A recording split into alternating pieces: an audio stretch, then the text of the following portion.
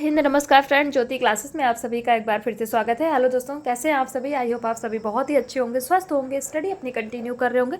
चलते हैं हमारी आज की इवनिंग की क्लास की तरफ। जैसा कि आप सभी जानते हैं, इस चैनल के माध्यम से हम कर रहे हैं होम साइंस की सीरीज, जिसमें क्लास 6 से 12 की बुक को हम कवर कर रहे हैं। और अभी तक हमने क्लास 6 से 10 तक की पढ़ाई कर ली है। हम आ गए क्लास 11th में। आई होप आपने हमारी सारी प्रीवियस क्लासेस को देखा होगा। नहीं देखा है तो प्लीज़ प्ले लिस्ट में जाइए, वहाँ से क्लासेस वाइज प्ले लिस्ट आपको प्रोवाइड करी गई है। वहाँ से देख करके आप अपने हर एक कॉन्सेप्ट को क्लियर कर सकते हैं, क्योंकि हमने हर एक टॉपिक को बहुत ही डिटेल में पढ़ा है। इतने डिटेल में पढ़ने का एक ही उद्देश्य है कि एक बार आप इस सीरीज़ को देखिए, समझिए, ताकि होप साइंस से रिलेटेड कोई भी डाउट आपके माइंड में ना रह जाए। चाहे आप किसी भी क्लास के लर्नर से किसी कॉम्पिटिटिव एग्जाम की प्रिपरेशन कर रहे हैं या फिर किसी भी फील्ड में होम साइंस अपना करियर देख रहे हैं, सभी के लिए सीरीज काफ़ी हेल्पफुल होने वाली है। तो अगर चैनल पर फर्स्ट टाइम आए हैं तो चैनल को लाइक, शेयर और सब्सक्राइब करें, और अपनी राय भी हमें कमेंट के माध्यम से बताएं, क्योंकि आपका हर एक रिस्पॉन्स हमारे लिए बहुत ही महत्वपूर्ण होता है। इसी के साथ स्टार्ट करते हैं आज की क्लास। आज की क्लास में हम करेंगे क्लास 11th, जिसमें हम कर रहे हैं संचार माध्यम और संचार कौशल। तो उसी के अंतर्गत आज हम संचार प्रौद्योगिकी के बारे में हम पढ़ेंगे कि संचार प्रौद्योगिकी यानी कि कम्युनिकेशन टेक्नोलॉजी क्या होती है। बट इसको स्टार्ट करने से पहले प्रीवियस क्लास में हमने क्या पढ़ा था, एक बार उसका कोई रिवीजन कर लेते हैं, क्योंकि आप सभी जानते हैं revision is the most important part of our study. तो फ्रेंड, प्रीवियस क्लास में हमने कुछ ज़्यादा नहीं किया था। ये देखिए, प्रीवियस क्लास में हमने संचार माध्यम के बारे में जाना था, संचार माध्यमों का वर्गीकरण देखा था। तो संचार माध्यम दो प्रकार के होते हैं, एक पारंपरिक संचार माध्यम और जो दूसरा हमने देखा था आधुनिक संचार माध्यम।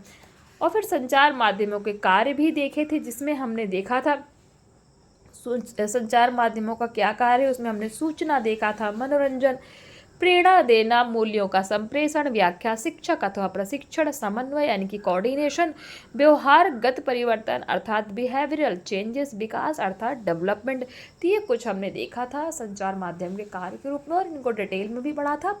और ये देखिए, कुछ क्वेश्चंस भी हमने आपको एज अ होमवर्क के रूप में दिया था। आई होप आप सभी ने इन क्वेश्चंस को सॉल्व किया होगा और इजीली आपसे क्वेश्चन सॉल्व हो गए होंगे। तो ये तो थी हमारी प्रीवियस क्लास।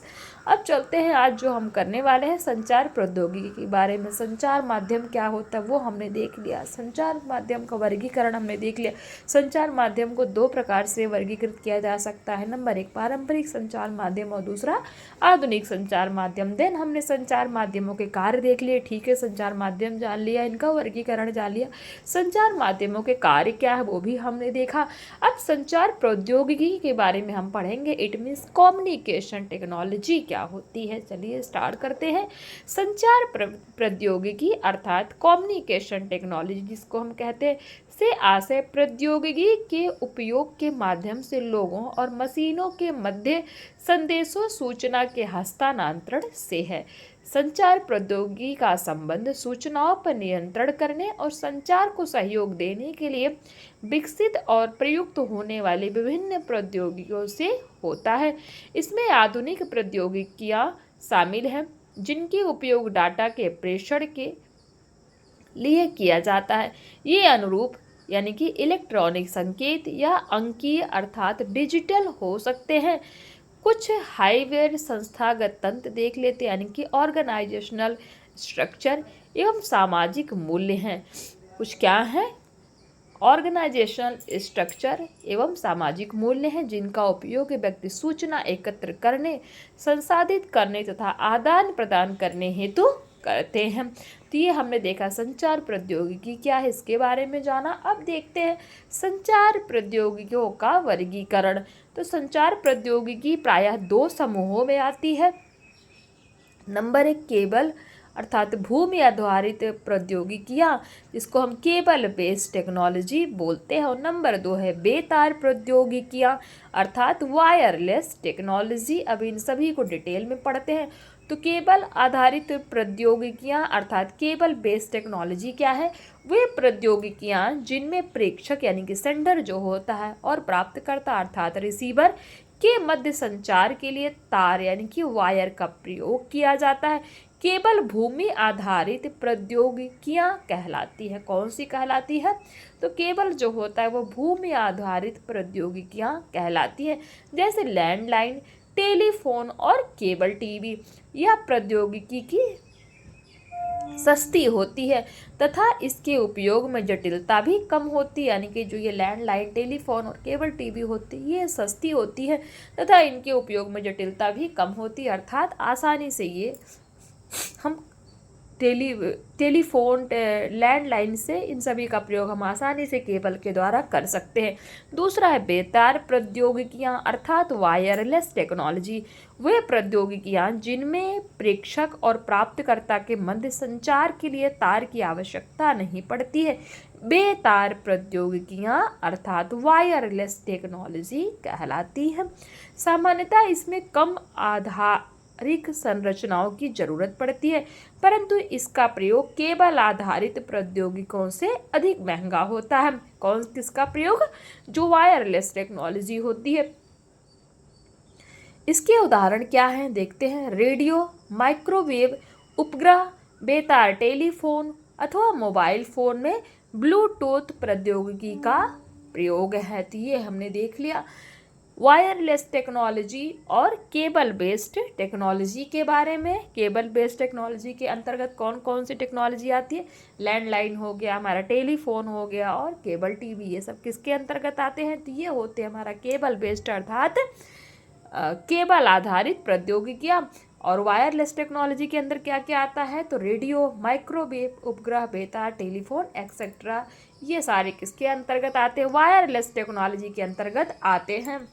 अब कुछ महत्वपूर्ण सूचना प्रौद्योगिकी के बारे में जान लेते हैं। तो रेडियो और टेलीविज़न दोनों ऐसी महत्वपूर्ण सूचना प्रौद्योगिकियां हैं जिसने संचार माध्यम के रूप में कार्य करके संपूर्ण विश्व के परिदृश्य को बदल दिया है, यानी कि देखने के नजरिया को बदल दिया।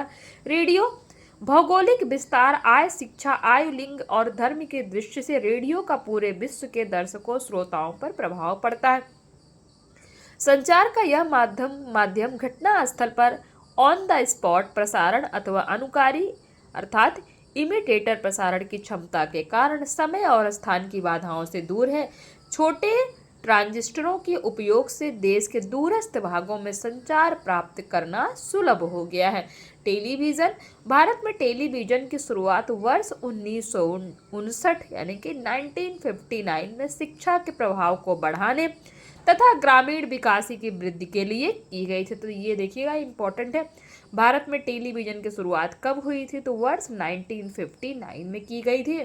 और किस लिए की गई थी? तो शिक्षा के प्रभाव को बढ़ाने तथा ग्रामीण विकास की वृद्धि के लिए टेलीविज़न की शुरुआत की गई थी भारत में। और कब की गई थी? तो 1959, इम्पॉर्टेंट है, इसको ध्यान से सुनिएगा। फिर है टेलीविज़न प्रसारणों को बनाने में चाक्षुष यानी कि दृश्य जो होता है, आवर्धन, विजुअल मैग्निफिकेशन, ध्वनि प्रवर्धन, ध्यान दीजिएगा, दृश्य आवर्धन को हम इंग्लिश में क्या कहते हैं? विजुअल मैग्निफिकेशन, और ध्वनि प्रवर्धन को क्या कहते हैं? साउंड अम्प्लीफिकेशन।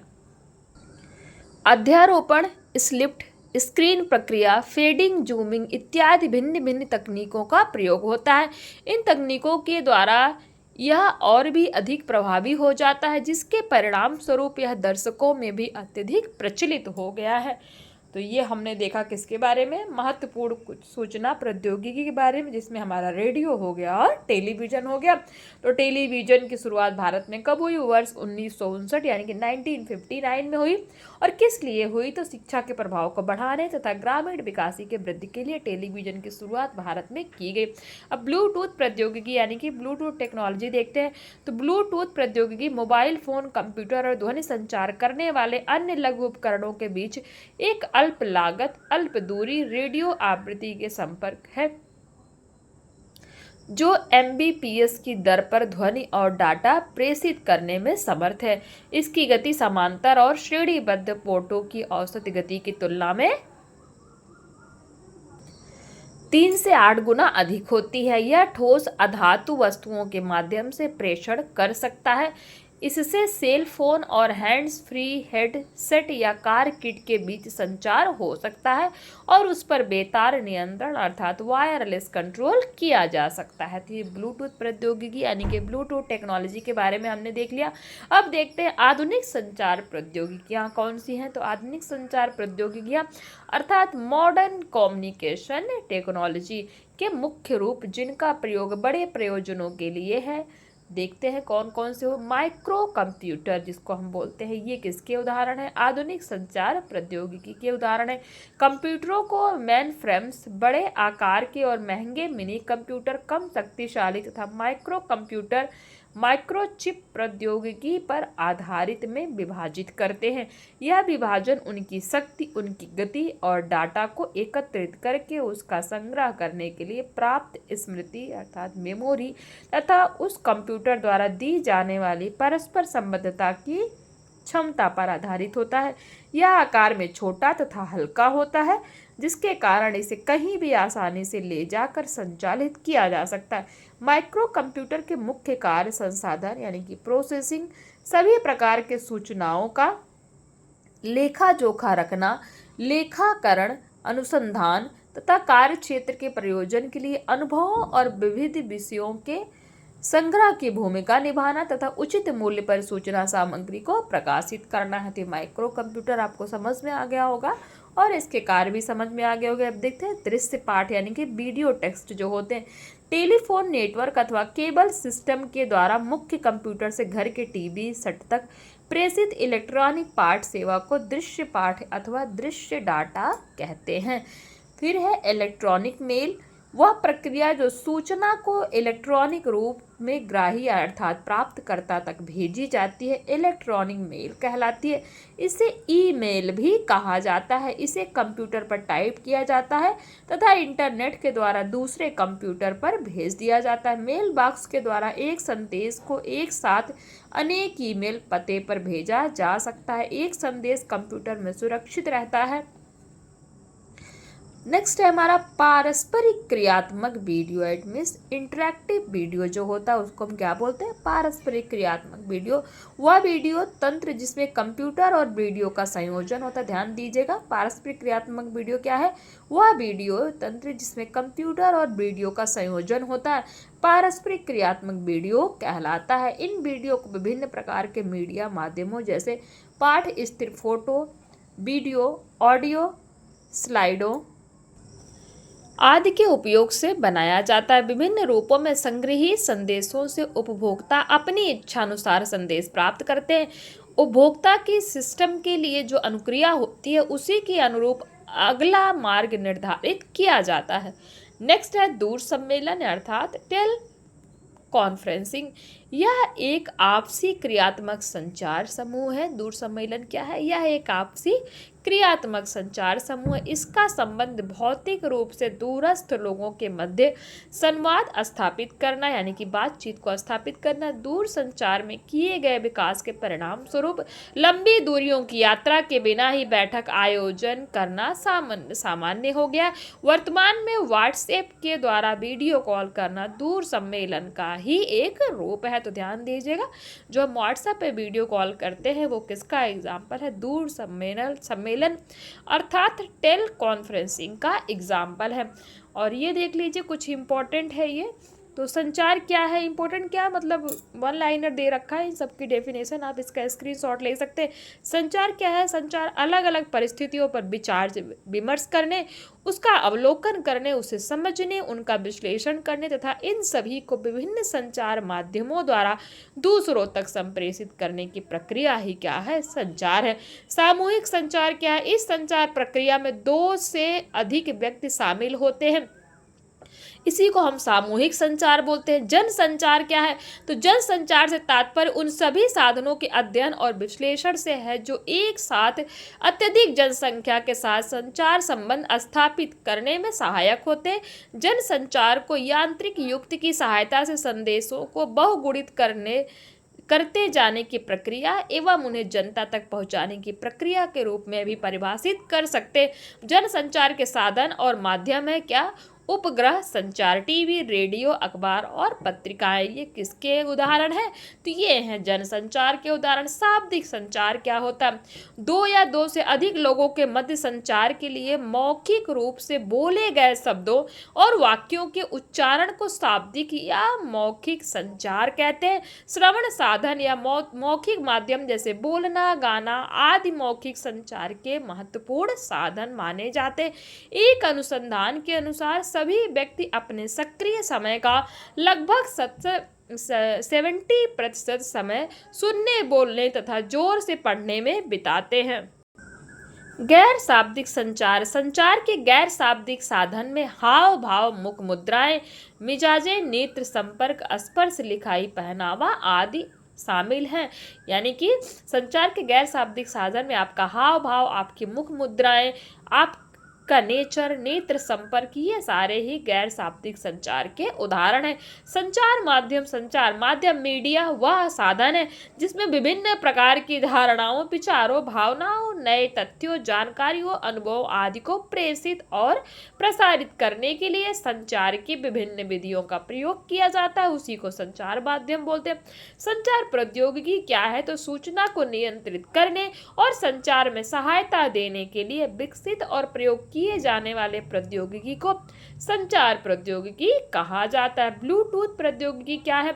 यह कंप्यूटर, मोबाइल फोन तथा ध्वनि संचार किए जाने वाले अन्य उपकरण के बीच एक कम लागत, अल्प दूरी रेडियो आवृत्ति संपर्क है जो 1 Mbps की दर पर ध्वनि और डाटा प्रेषित करने में समर्थ है। इसी को हम ब्लूटूथ प्रौद्योगिकी के नाम से जानते हैं। तो इसी के साथ ये चैप्टर हमारा फ्रेंड्स कंप्लीट होता है। ये देखिए कुछ चेक पॉइंट्स हैं। क्वेश्चन 1 कहता है संचार माध्यमों का उपयोग किसके लिए किया जाता है? क्वेश्चन 2 बेतार प्रौद्योगिकी के कोई 2 उदाहरण बताइए। क्वेश्चन 3 कहता है माइक्रो कंप्यूटर का आकार कैसा होता है? किस तरह का माइक्रो कंप्यूटर होता है? हमने पढ़ा ना भी पीछे। इलेक्ट्रॉनिक मेल को किस पर टाइप किया जाता है? दूर सम्मेलन कैसा संचार समूह है? यानी किस तरह के संचार समूह का उदाहरण है दूर सम्मेलन। तो कुछ क्वेश्चन आप ले लीजिए एज अ होमवर्क के रूप में। आज की क्लास को यहीं तक रखते हैं। आई होप आज की क्लास आपको समझ में आई होगी। इसी के साथ चैप्टर कंप्लीट होता है हमारा। फिर हम नेक्स्ट क्लास में कुछ NCERT के इंपॉर्टेंट क्वेश्चन देखेंगे, देन अपने क्वेश्चन आंसर्स की प्रैक्टिस करेंगे। तो आज की क्लास यहीं तक करते हैं, मिलते हैं हमारी नेक्स्ट क्लास में। तब तक के लिए जय हिंद, नमस्कार। हंसते रहिए, मुस्कुराते रहिए, एक दूसरे की हेल्प करते रहिए। धन्यवाद।